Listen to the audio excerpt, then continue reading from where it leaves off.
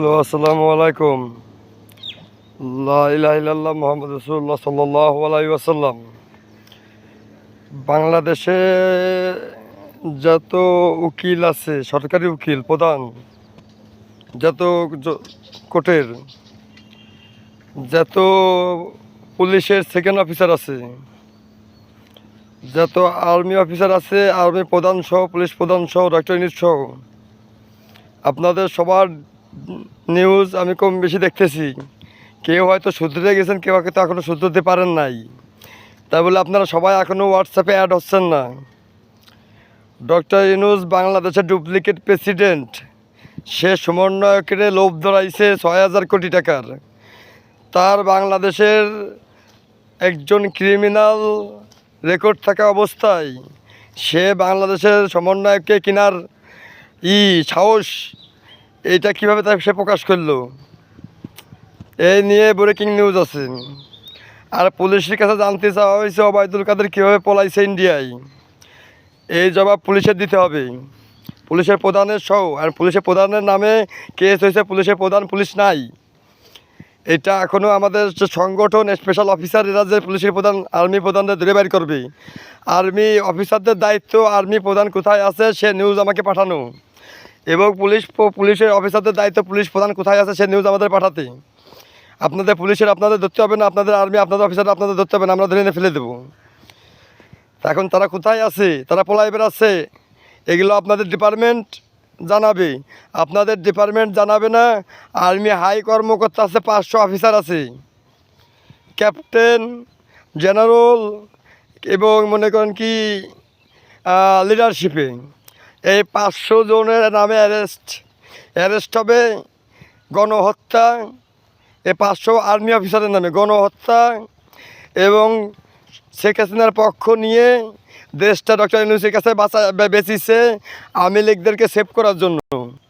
ঠিক আছে, আওয়ামী লীগের যেগুলো চোর আছে, দেশ ছেড়ে পলাচ্ছে, ওদেরকে সাহায্য করার জন্য আর্মি প্রধান, পুলিশ প্রধান এর সাথে জড়িত, এবং এর সাথে জড়িত হচ্ছে বাংলাদেশের উকিলের প্রধান। এর সাথে জড়িত আছে ভয়ানকভাবে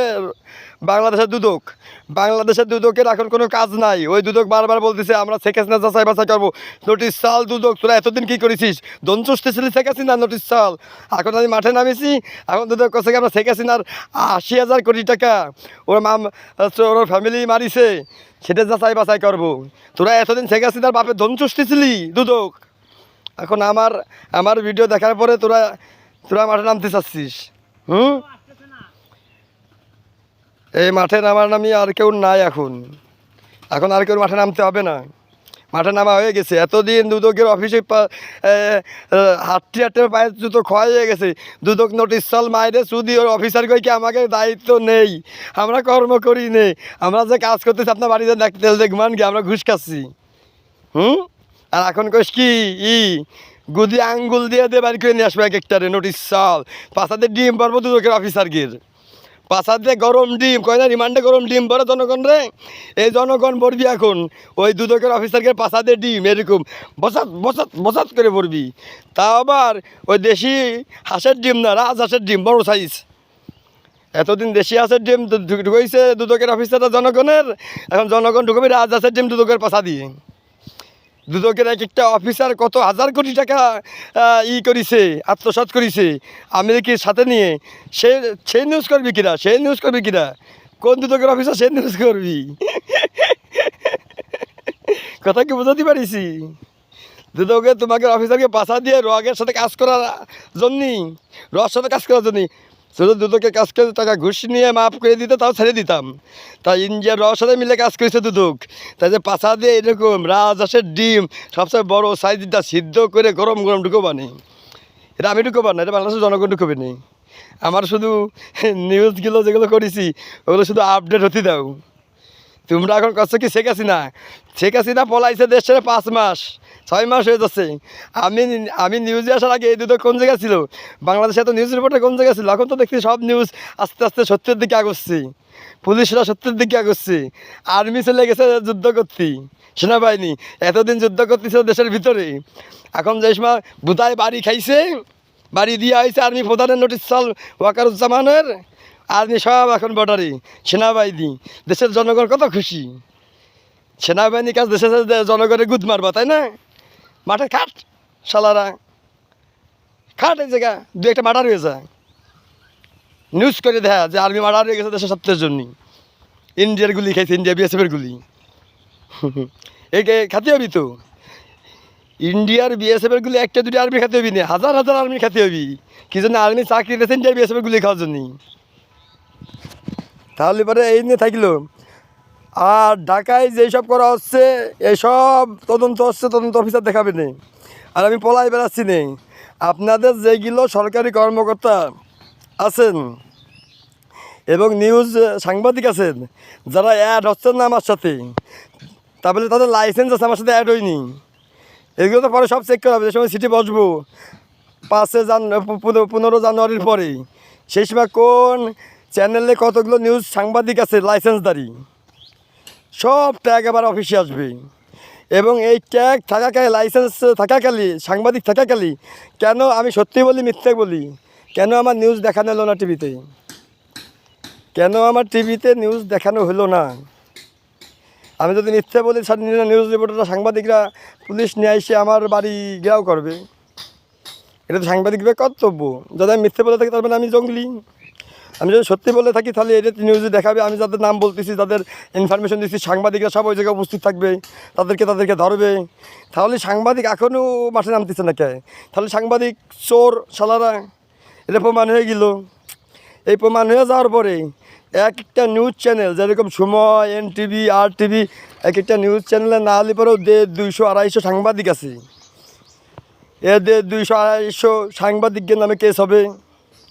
এরা তাদের নিউজ চ্যানেলের মালিকের কথা মতো দেশের বিরুদ্ধে, দেশের জনগণের বিরুদ্ধে খাটিছে।